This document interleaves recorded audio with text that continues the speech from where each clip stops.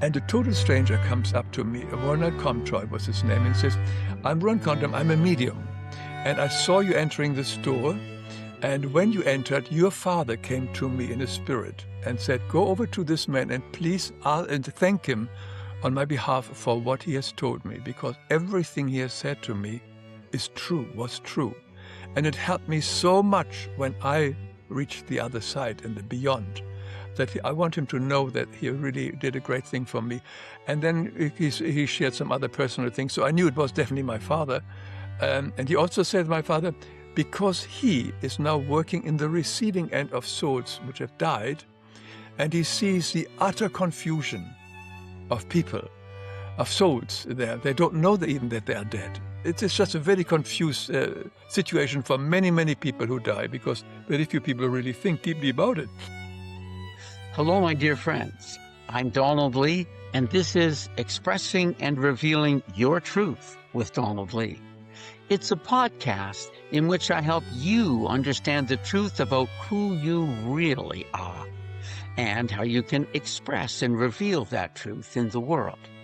To do that, I interview people who have had transformational spiritual experiences, the type of experience that many of us wish we had, but never do.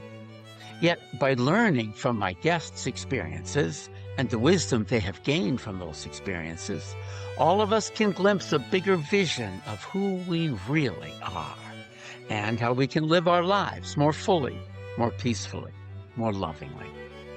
Be sure to download my free mini ebook containing 5 of the 50 parables from my popular book, The Band Director's Lessons About Life. These little parables are short, easy to read, inspiring, and also help you to understand more about who you really are. There is a link in the show notes to get your free ebook. In this episode, I interview Hans Wilhelm. Hans has had some important spiritual experiences that have directed his life in specific ways. He is a mystic, an author, and an illustrator of over 200 books for all ages, including some together with Byron Katie. His books have sold over 40 million copies and are translated into 30 languages. He has also created over 200 short YouTube videos in which he visually explains the spiritual laws of the universe. In these videos, you can watch him drawing the dynamics of these laws and see how all the dots connect. This absolutely unique visual presentation has made his videos so successful that they have been watched by over 20 million viewers. The videos are also available for free on one of his websites, www.lifeexplained.com. I'm sure you will enjoy this wonderful conversation with Hans Wilhelm. Hello again, my dear friends. We're here with an amazing gentleman whose name is Hans Wilhelm. Now, I do always try to make an effort to pronounce people's names the way they pronounce them. It doesn't always work out, but I try. So, normally people look at, it's kind of a German name like that and would say it the way we say it in English, Hans without the D. but it should be more like Hans, right?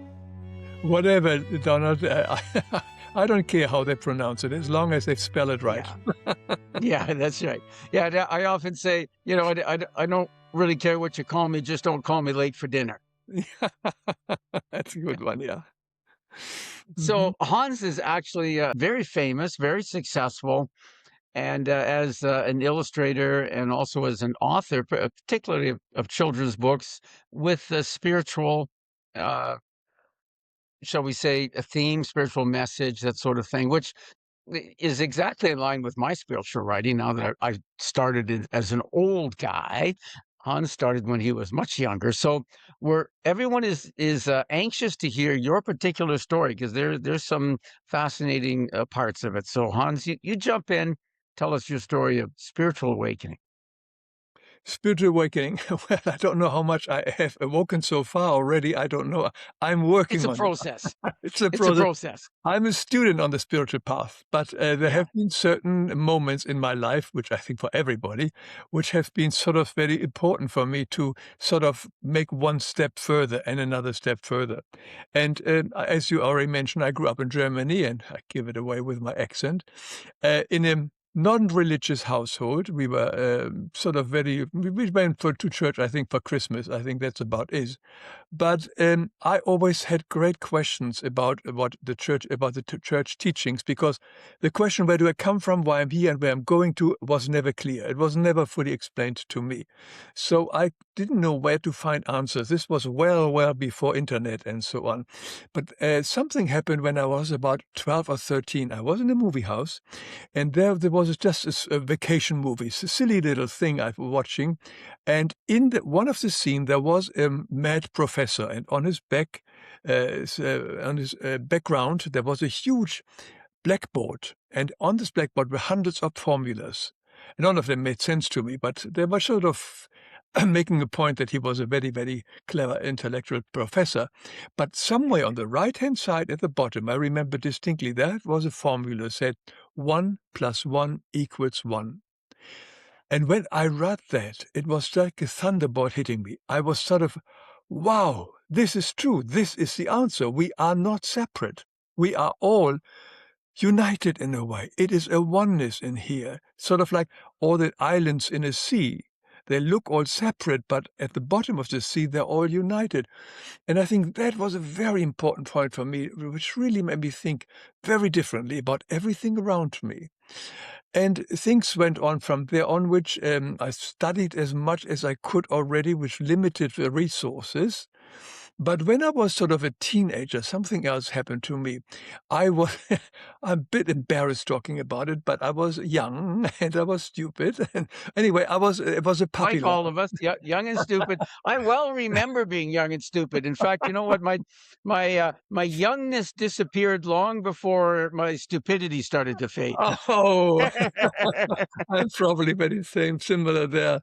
Anyway, I had a puppy love. I was deeply in love, and suddenly I was sort of replaced and crushed. I was really emotionally crushed, which sounds silly from my today's perspective, but I was absolutely rock bottom down, suicidal nearly, and so on. And I cried and tried every manipulation. Nothing worked. And I was really at the end of my rope, and I was in my bed crying and feeling so sorry about myself, when suddenly there was this voice, the words from the prayer, "Thy will be done." And I said this to myself, "Thy will be done." And suddenly I totally surrendered, knowing that God would probably know what's best for me. That moment I surrendered, there came this incredible calmness, this secureness, this total love, which I have never really felt in this way, surrounding me and totally enveloping me. And I felt so safe and so different. Says, there must be a God. If I just use these simple words, there must be somebody else there who is listening to me. I'm not alone. I mean, Yes, somebody out there did something. What's going on? yeah, It so that wasn't was very me. important. So at least I can say I really don't just know about God. I haven't studied about God. I've felt God, and in many ways, Yes. later on, many ways. But really deep down, I've had, wow, there is a power that is always ready to help us when we are ready to surrender. Surrender does not giving up, means giving over. So that was one of these things, and then I was one day I was working in Africa in a recording kind of business, and somebody asked me, would I please bring a tape recorder along? There's somebody coming from America, and this woman is talking about somebody famous in America. His name is Edgar Casey. I never heard about him, didn't know about it. I go with my tape recorder and listened to the talk given by this woman. And it was Ellen Seacrest, by the way, and she talked about It reincarnation. was Sue. Ellen Seacrest was one of her, the Seacrest was her last name. She traveled around the world and spoke about Edgar Casey a lot. And for the first time, I heard about the concept of reincarnation in a very great detail.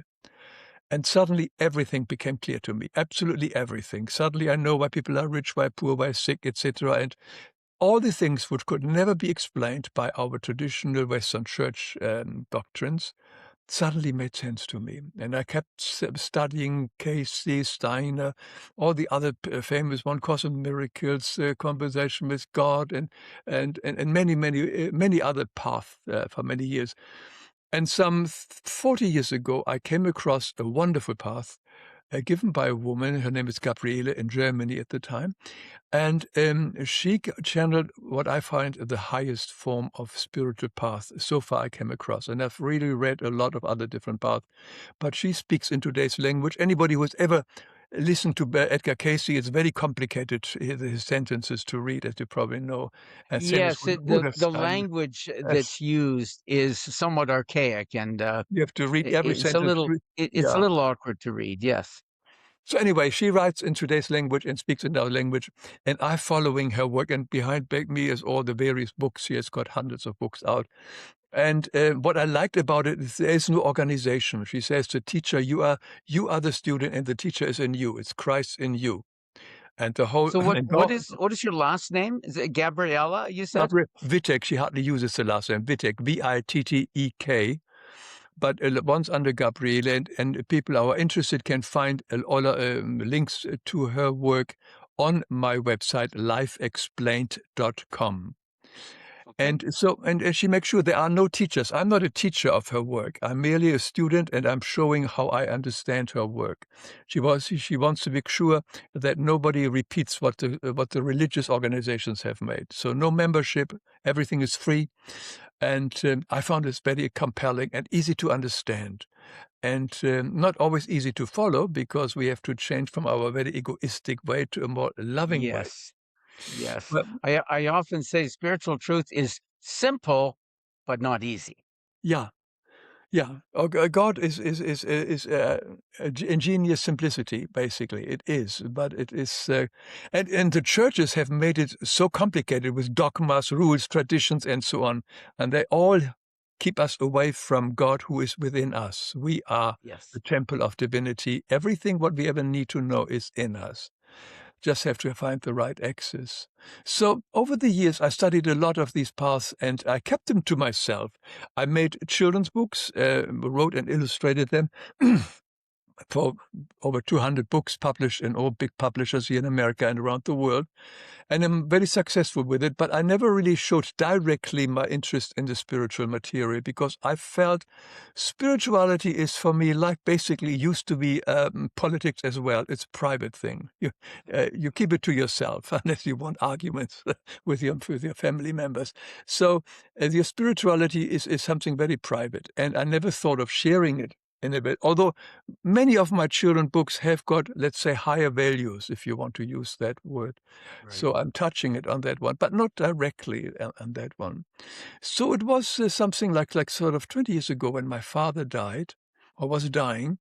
I was with my other two siblings, always present with him, during these last days, a few days, and we took turns. But my father did not believe in life after death. He was a soldier in the Second World War. He was in Russia. He saw a lot of death.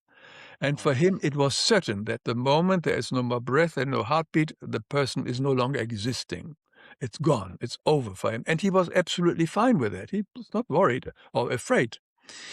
So he couldn't really speak anymore at the end, but I told him, look, Dad, I know you believe that life will end now with death for you and so on, but just in case, you may be insurance existing. policy. Yeah. Yeah, just in case. And I gave him sort of 10 points what he may experience in case his consciousness does not evaporate in nothingness. And he listened to that, and he just smiled a little bit and said, yeah, that's your belief. And no, it's nothing there. So I totally forgot that I ever mentioned that to him. But it was 5 years later. I would go to a bookstore, and a total stranger comes up to me. Ronald Comtois was his name, and he says, I'm Ron Comtois, I'm a medium, and I saw you entering the store, and when you entered, your father came to me in a spirit and said, go over to this man and please and thank him on my behalf for what he has told me, because everything he has said to me was true. And it helped me so much when I reached the other side and the beyond. that I want him to know that he really did a great thing for me. And then he shared some other personal things, so I knew it was definitely my father. And he also said, my father, because he is now working in the receiving end of souls which have died, and he sees the utter confusion of people, of souls there. They don't know even that they are dead, and they are attracted by different. It's just a very confused situation for many, many people who die, because very few people really think deeply about it. And he says, would I please write more books about it and tell other people what I told him? Just a little break from the program to mention a couple of things. Firstly, if you're enjoying this podcast, please like, subscribe, and leave a short comment. It really helps with the algorithm to find more people who would enjoy these interviews. Also, if you're interested in spiritual growth, you might be interested in my series of spiritual books. As a spiritual author and a former band director, I use my little "the band director" trademark in these books because I use music as a metaphor for life and the journey of becoming a musician as a metaphor for our spiritual journey. There are 3 books in this series. The Band Director's Lessons About Life is a book of modern-day parables inspired by events from my teaching career. When you're working with kids, things naturally come up that we sometimes call teachable moments. Little events where you realize there's a bigger lesson happening right now than the alternate F-sharp fingering on the clarinet that I was trying to teach. I started writing some of these little stories down and turning them into modern-day parables. So, the Band Director's Lessons About Life has 50 little parables. It's a bit like a Chicken Soup for the Soul book. Each parable is about 3 pages long. Each begins with a story that happened at school, and then there's a reflection section that draws a spiritual lesson out of the events of the story. That is, it explains what the spiritual metaphor means. The Band Director's Lessons About Life is easy to read, makes a great gift, and expresses many universal spiritual principles in an easy-to-understand way. If you want to go deeper in your spiritual growth, I've also published a study guide to accompany the Book of Parables. It turns the Band Director's Lessons About Life into a year-long course in spiritual development. You will spend a week on each of the 50 parables. There is a deeper teaching about the meaning of each parable, reflection and discussion questions, especially helpful if you would like to use the study guide in a group setting, and a different meditation for each lesson. The 3rd book in this series is a little book titled The Band Director's Pocket Guide to Spiritual Growth. This little book explains a simple 3-step process for putting your spiritual growth into high gear. You might also be interested in my 2-book series about the craziness in our world today. The first book, What the Hell is Going On? The web of fraud that is enslaving everyone and how we can escape to freedom, is still the best big picture expose of what's really going on behind all this craziness.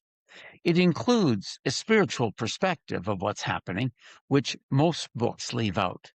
But it also looks at the economics, the philosophy, the psychology, the history, etc., of the many trends that just don't make sense and are, in fact, elaborate frauds. The second book in this series focuses more on solutions to the mess we're in. It's The Way Forward, how to escape the totalitarian control of the New World Order and heal from its trauma.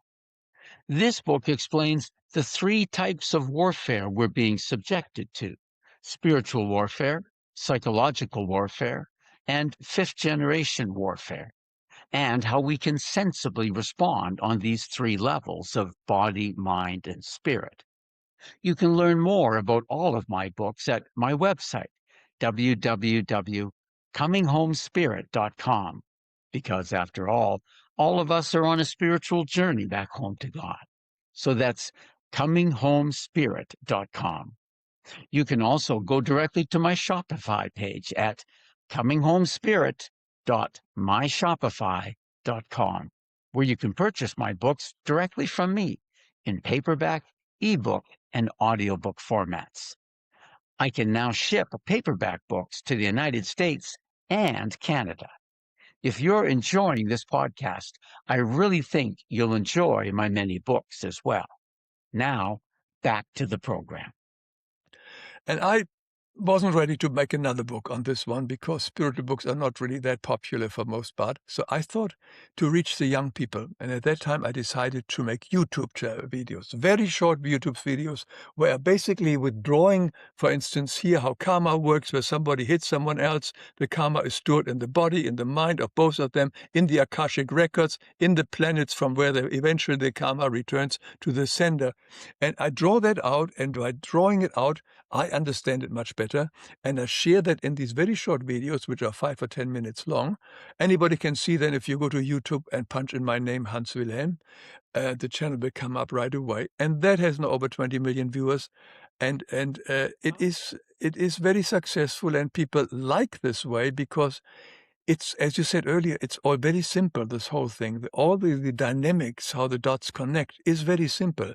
And when one sees it, it's much easier to understand than merely explaining it in words to somebody. And that I have been doing now for the last, I think, 13 or 20, 15 years. These videos, they are now over 200, and I always produce one a month, sort of like that. And I do that for myself. They are totally free. There's nothing to join, as I mentioned earlier. It's just a service because for all the good stuff which has come across my life to me, this is a way how I share with other the good news that I have received and how I study it. And I try to implement all these wonderful suggestions of how to live in my own life slowly and not always successfully, but it gives me orientation. By making another video, I at least orient myself onto the subject, and it helps me. It has helped me in so many ways by just being focused on this material and creating these videos. I would say this is sort of in a nutshell of my spiritual quote, slumbering awakening. And this is what I'm doing now, and I have great joy. And these videos are kept very, very simple. I always remember Einstein. He said, if you can't explain it to a 6-year-old, you probably haven't understood it yourself. And Yeah. that is the level of I make these videos also for myself. And the result is that many parents are sharing these videos with their children because the children have these questions. The children are much smarter in many ways when it comes to spirituality than the parents, particularly the young ones. And they understand these things because they're so easy to understand. And the whole dynamic is very easy. Very simple is a word. Not easy to follow, but simple in the technique. Yeah, That's that's good. And children are open, right?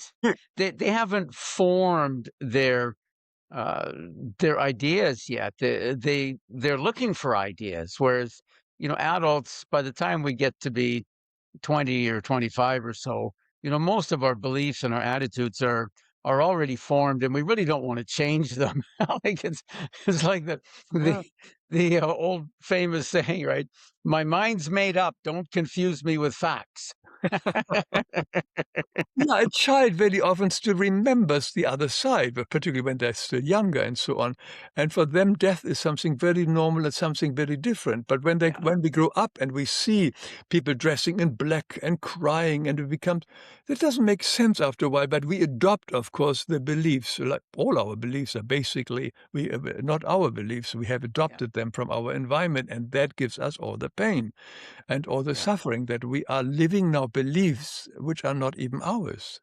And we never question them. And this is what I'm also suggest. Question, question, question, question even everything I say and do my videos. Question it. Don't just grab because you like it. But we have to question everything because all the beliefs which we have adopted and by which we now live, we look into the world and we see the wars, etc. This is all based on certain beliefs which people have adopted and they are prepared to kill for, to murder for, to throw bombs on other people because they believe that their beliefs is stronger and more right than the beliefs of other people. We do not respect other people's beliefs, but our belief is also not really ours. It's taken over from our environment, from our churches, from our tribe, usually. that's right. That's right. Yeah, and we don't examine them, and we don't even know where they've come from. And a lot of times, if people when people stop to examine their beliefs, they don't even know for sure why they believe what they believe. Right? Precisely. Yeah. Yeah, yeah. And So so many of these beliefs are giving us pain all the time. We feel inferior, we feel this, we feel not worth it, etc. These are all beliefs which we have adopted at one time or the other because somebody maybe looked at us in a different, funny way and we just misinterpreted and we gave ourselves a belief which is not true. it's interesting that an important turning point in your life was learning about Edgar Casey, and so it was also in my life when I was probably 13, maybe 14, something like that, where I was really involved in music as a younger person, and I went to a summer jazz camp, and one of the kids there was just on fire about this guy with the weird name, Edgar Casey, and Edgar Casey this and Edgar Casey. Oh, you got to check out this, and as many young people are anyway. He was more excited about the prophecies of the earth changes that were going to happen, and that sort of thing. So, that really piqued my interest because all of us are curious about the future. What's going to happen? What's going to happen? So those Do were you in the still days long. remember in Shirley MacLaine's book Out on a Limb? Did you I ever read read it? that when I was a teenager. Yeah. Yeah, I remember what happened to her. I mean, yes, she did shoot a movie, but I don't know what happened to her spiritually. But yes, she Although touched me. actually, I found out just a little while ago doing another podcast interview with another guest. She's oh yeah, Shirley MacLaine's still alive. I talk to her from time Oh to yeah, time. yeah. Um, she was really good friends with Shirley MacLaine. Oh yeah, So yeah, yeah. But these are the olden days of it. Yeah, when it suddenly opened up. I mean, she was the one who really opened up to the public more than anybody else. But Takei yes, yes, yeah, was known for yeah, few people. Yeah, it's and interesting. was highly ridiculed for it. Yeah. Definitely, definitely, definitely. Yeah, Yeah. it happens. But she was kind of an icebreaker for a lot of us, and now we're not so ridiculed for talking about spiritual things and what seems to be totally weird, and whether it's out of body experiences or death Y- experiences or uh, experiences with beings from other worlds and dimensions.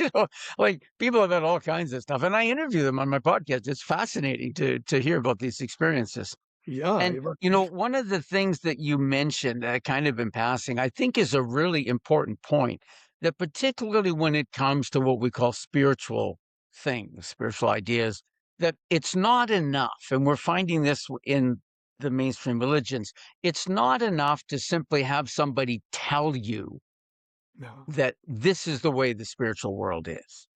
We have to experience it. And that's not easy for most of us. I have not had any dramatic spiritual experiences. My own spiritual growth has been largely intellectual, which is not the greatest way, but, slow, steady reading, like all the things you mentioned, right? Shirley MacLaine, Edgar Casey, But aren't you doing A Course in meditation? Miracles, Conversations with God, Yeah, and of course, many, many, many more, as you've read many, many more as well, right? We read all these things and it's intellectual learning. But what is really powerful is when we have an experience ourselves, like you've described. You explained that, oh, I had this experience of something greater than myself, something non physical outside of myself.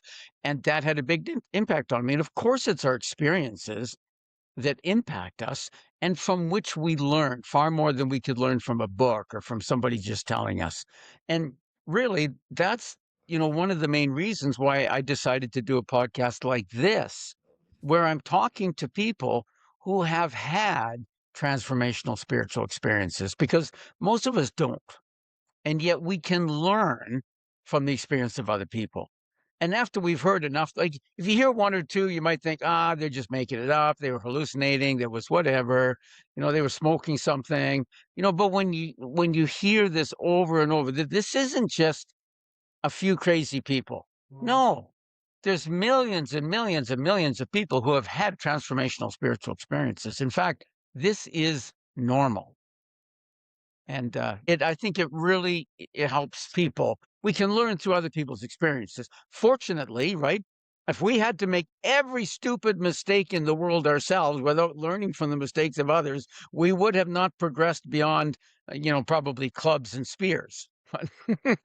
Yeah, it's true. But and I assume you also do meditations, don't you? You meditate or don't you meditate? Yeah, I do. You know what? That's always been a weakness for me. I'm lousy at meditation, but I keep working at it. Because there we can have this very deep inner peace. Yes. And this Yes. deep inner peace is basically what I'm talking for, about this very unusually deep peace, which we can find in meditation or in deep prayers. So it's not, one doesn't have to wait for some enormous event to happen in one's life. Yes. I think we have the opportunity every day to connect with divinity in our prayers, to go within. And I think the more one does it, and the more one enjoys this peace, inner peace, the more it becomes, well, you won't have any, I don't have any questions that there is a God, as I said earlier. I know it. And that, I think, is a very helpful way. So we do have the daily ways how we can connect with divinity, in meditation or in deep prayer. And there are Yes. many other ways, of course, which people do for connecting with the higher self or with guardian spirits and angels. All this kind of thing is possible. But I think the most powerful one is for me to connect within myself, the God Yes. force within myself in meditation. And and the other thing, I mean, we do have so many instances in life as well. For instance, gratefulness is a special feeling when we are given something to us which was totally unexpected and we maybe even feel undeserved. This gratefulness feeling brings us into a totally different vibration. That's Yes. really divine. Or Yes. if we do something for someone else selflessly and totally surprising ourselves by doing that. Oh, this is quite nice. I gave this money to the beggar. I normally don't ever do that, but it feels good. Yes, it These are does. small little instances where divinity touches us on the shoulder and says, "This is who you are." Or when I'm sitting in a movie which is very touching or something about something really, some deep progress, and it brings me to tears. These tears are a sign for divinity. It says, "This is for you to mention this is who you truly are. You are that kind, loving person deep down." Yes. And these are all little moments where throughout the day, through our life, we are continuously reminded who we are. They are not Yes. very big things, but they're small things, step by step. And if we really listen to them and pay attention to these very special, intimate moments, we know that we are always supported and we're never alone. And divinity is always with us, not judging us, but with us and helps us. Yes. Yes, So, it's we humans who judge. We that's one of the things with the misteachings that we've been taught, right? Is that God judges us. Actually, no, humans judge us. yeah. God just loves. Yeah, yeah, and there's only basically two different, judging or loving, you know? I mean, or the Yeah. Course in Miracles says, what is it? To ask, crave for love and give love. But it's also just either loving or judging. If we see another person, we are either busy judging the person or we are loving it. And in rare instances, am I really loving? It's usually the old tape running through. Is this danger? Is this right? Etc. It comes to us. But Yeah. the more one observes these things and sees this, there is a difference here, the more it helps you. And I really believe in these small little instances which we have throughout the day, where a little bit of joy, a little bit of sunshine, they can be so powerful if we just focus on that. And instead of what's the old saying, on the positive, the silver lining, because Gabriele always says, in every problem, in every horrible situation is God, because nothing can exist without divinity. So if we are focused and go really through what is the divine aspect in this situation, that's how we get our strengths. Byron Katie does it in her special way as well. It says, look for the positive. Look why this situation can actually serve you. Give me 3 examples why you lost the job. In what way can this serve you? It may be horrible for you, but you may move away. You may have a new career, etc. Yeah. So there are a lot of possibility. So the positive, the God spark, is the God element is in a God essence, is in everything, in every kind of living form, but also in situation and also in thoughts and in words. So if we focus on that little thing, that element that in all the darkness around the world is a positive, we are getting into a higher vibration for that moment at least. Yes. Doesn't save our souls necessary, but isn't it, I think, the best we can hope for in our day-to-day life to come or to stay in a more positive, upbeat kind of vibration, not just for our sake, but for everybody else we interact with, as either Ye directly or indirectly.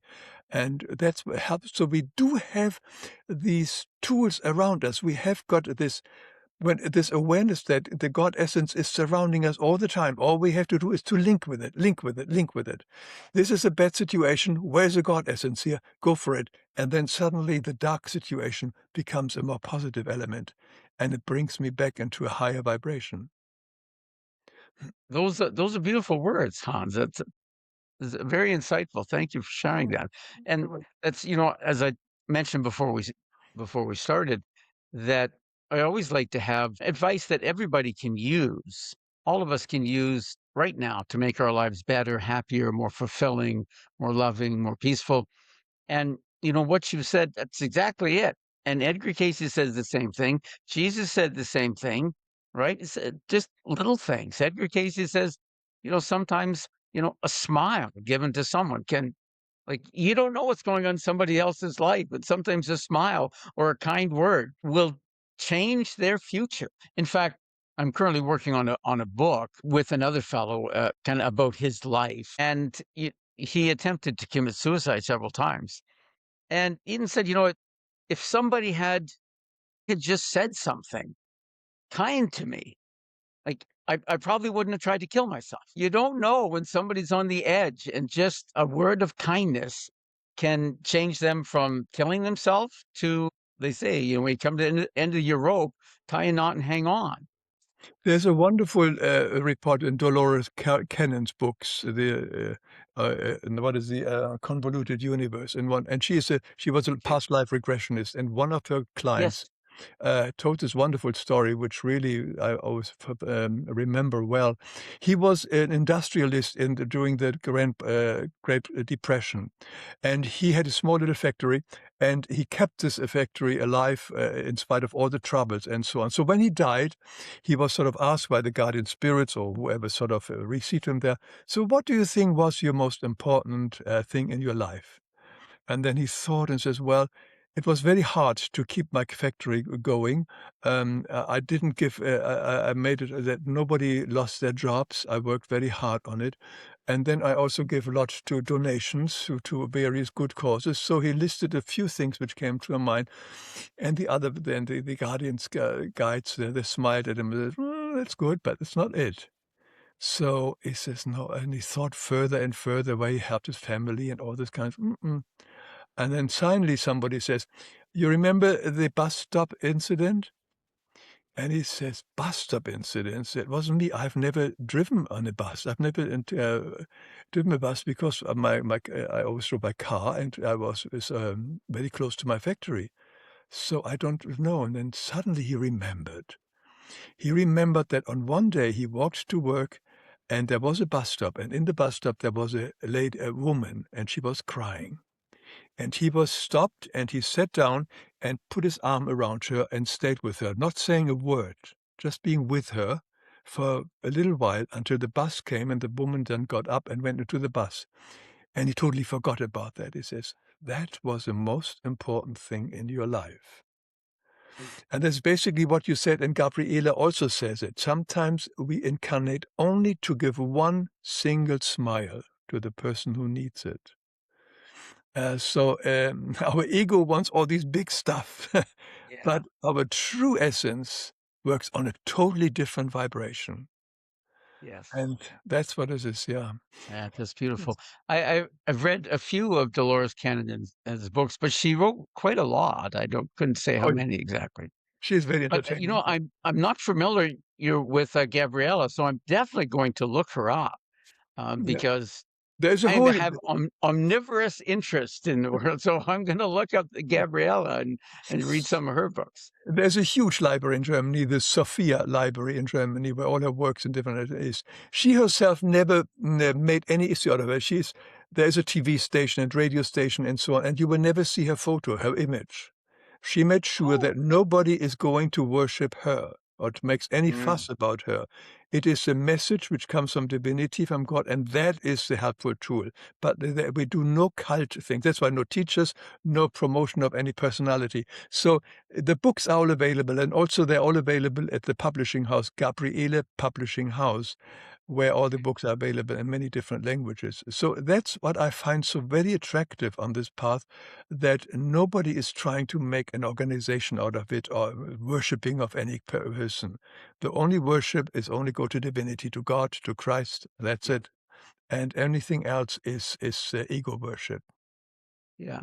Well, various mediums and psychics have brought the kind of message saying that the world is moving away from organized religions, and ultimately all of the world's religions are going to just collapse, and everyone will simply be spiritual because we don't need an intermediary between us and God. As the Old Testament says, God is as near as our breathing. And he's in St. Paul famously said, Yeah. you know, don't you know that your body is the temple of the Holy Spirit that dwells within you? Right? It is God dwells within us. We don't have to go anywhere. We don't need anybody else's intervention to speak to God. God is within us. We speak to God in our own heart, within.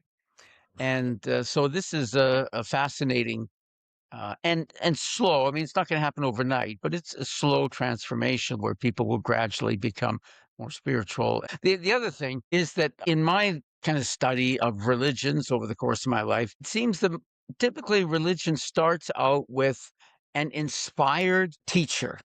Initially. But then when the teacher dies, his followers are not as spiritually advanced as him. And they don't really understand what the teacher understood.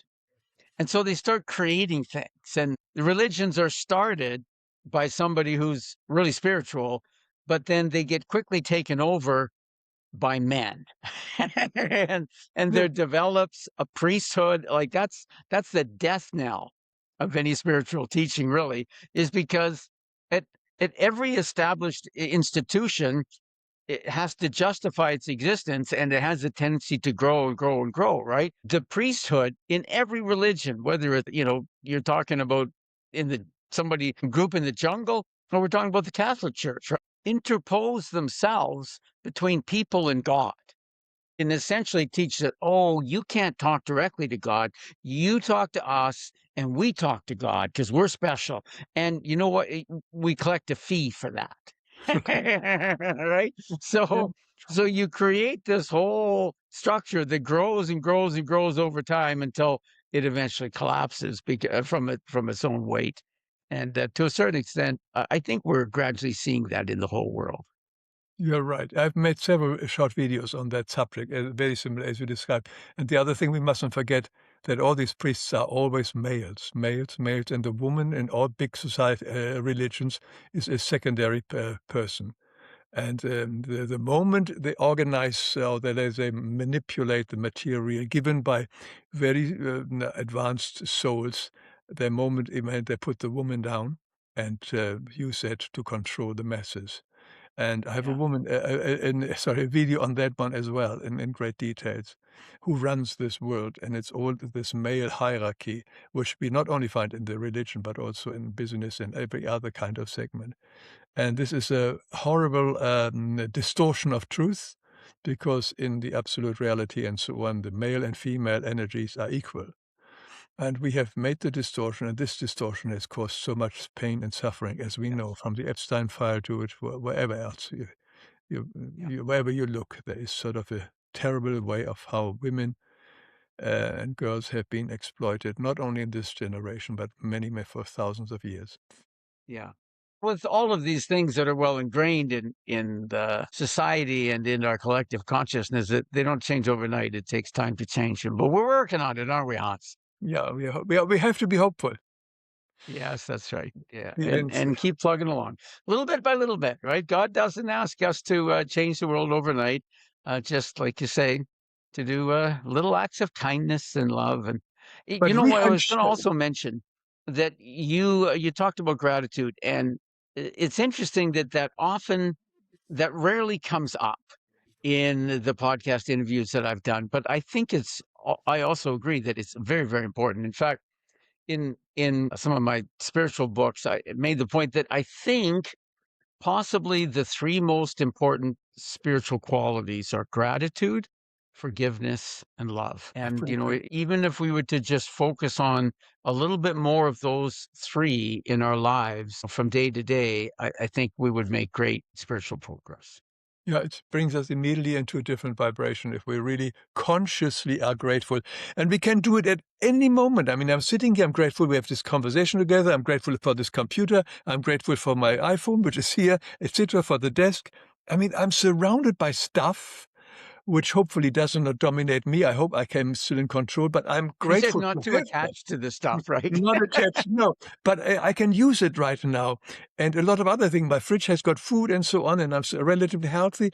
There is so much to be grateful for. And when I add, or as the song goes, count your blessings one by one, I really feel better. I can come out of the most negative and dark kind of mood into a much higher positive mood by just listing all these things. And what is very careful, they're wonderful. They made a test in California, and I have it on my video on gratefulness, where they, what is really powerful, if you find, for instance, a person in your life, not just the person being alive, find five characteristics yeah, five characteristics why you like this person, why you're grateful for this person. That is a real, very grounding and wonderful, powerful tool to use. So to find something, not just saying I like this because I'm used to it, but finding the reason why. Mhm. And that brings us even much, much closer to divinity because it connects Yeah. us all much better and we are less and less alone. This is the thing. What is a big problem, of course, people are feeling alone, alone, alone. This is, I think, number one illness here in our society, much done through the iPhone and so on as well. But Yes, unfortunately, yeah. we It's can do it's something the about it's what are called digital communication devices that have destroyed our real communication and our relationships with real people, upon which our our physical health, our emotional and mental health, and our spiritual health depend it. on True. relationships. I Mhm. was just reading an article on health on they call us super agers, people like you and me, Hans, I don't know who what that means. What does that who are mean? getting older and yet are still as mentally and physically sharp as we were as in our 20s or 30s. Maybe Maybe you we're more than me. patting ourselves on the back a little bit too much, but okay, we're going to call ourselves super agers. So one of the most important, because there's where was it? I think it's at the University of Chicago, the University of Illinois, something like that. They actually have an Institute of Aging or something like this. And Mhm, mhm. this article was interviewing the lady who heads that up, and they've been doing a lot of research on super agers. And she said it's really interesting because, we're always telling people, oh, live healthy and don't smoke and don't drink and don't do exercise, do all this stuff. She said amongst that our group of super agers that we have, we've recorded, we follow along with them and stuff like that.